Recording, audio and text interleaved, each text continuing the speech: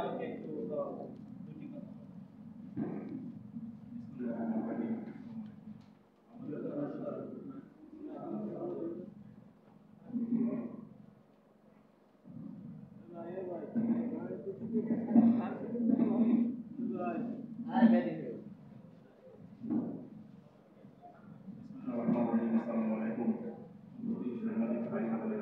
আমাদের প্রধান সমন্বয়ক প্রফেসর ডক্টর জওয়ান স্যার তো লিখিত বক্তব্য উনি পরিষ্কারভাবে সবকিছু বলে দিয়েছেন।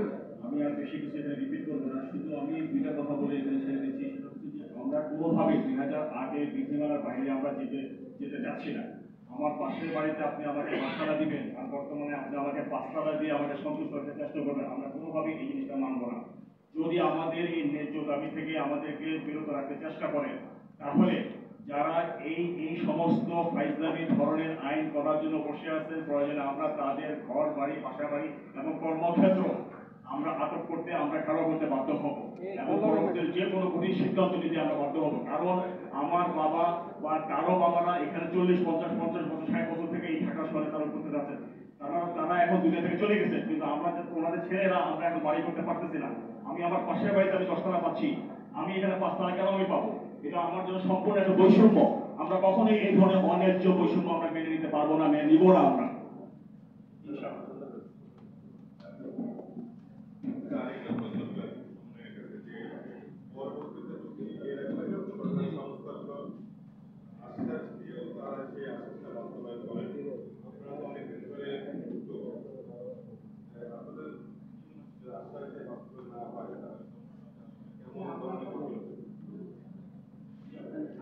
আমরা আমাদের যে দাবিগুলো ধরে আসছি, প্রথমত আপনারা জানেন আইএবি, বিআইপি, আইইবি,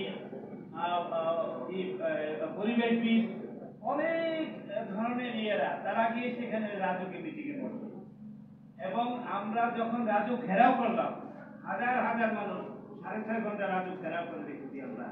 তারা সেখানে অনেক চেষ্টা করেছে যে আমরা আইন শৃঙ্খলার কোনো ব্যাঘাত ঘটাই কিনা। আমরা ঘোষণা দিয়েছি যে কেউ আমাদের এই ঘেরাও কর্মসূচিতে কোনো ধরনের গাড়ি বা কোনো কিছু আঘাত করে, সাথে সাথে তাকে পুলিশে ধরে দিয়ে দেবেন। তখন আর তারা সেই সুযোগ আমাদের সেই করার কোনো সুযোগ পাননি, ক্লেম করার, অবৈধ ক্লেম করার কোনো সুযোগ পাননি। আমরা চেষ্টা করেছি আমাদের দাবিগুলোকে তুলে ধরা, কিন্তু তারা তো সেই কাজ করছেন না।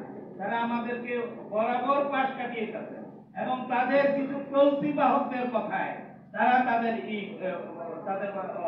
পরিকল্পনা বাস্তবায়ন করার চেষ্টা করছেন। এবং আপনি অবাক হবেন, এখানে যে কোনো বাড়ির মালিক যদি ইঞ্জিনিয়ারও হন, তিনি অভিজ্ঞ ইঞ্জিনিয়ারও হন, তারা যে বিশাল কি করেছে, ছক করেছে, ওই ছক করতে আপনার 6 মাস লাগবে।